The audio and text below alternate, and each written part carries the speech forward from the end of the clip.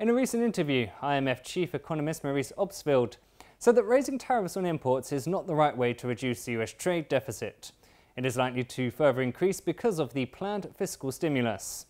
In the economist's view, as a safe haven currency, the US dollar is likely to rise further as the US imposes further tariffs on imports. This will make American exports more expensive for the rest of the world.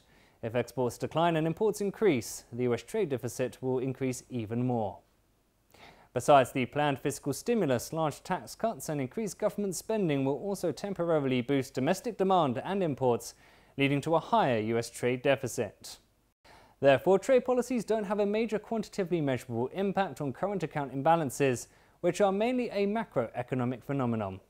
The economist explained that as the US has an overall current account deficit, it's natural that the country tends to have bilateral trade deficits with a number of trading partners. However, these bilateral trade deficits don't indicate that other trading partners cheat the United States on trade, or it loses out from trading with other countries. On the contrary, the bilateral balances are a critical part of how the United States actually gains from trade.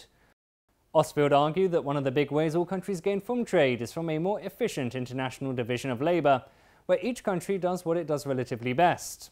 He firmly believes that international trade is a positive-sum game.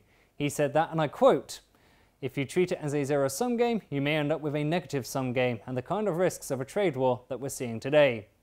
If current trade disputes are not resolved peacefully, US stock markets and business investment will eventually adjust downward, and we will see stronger negative effects."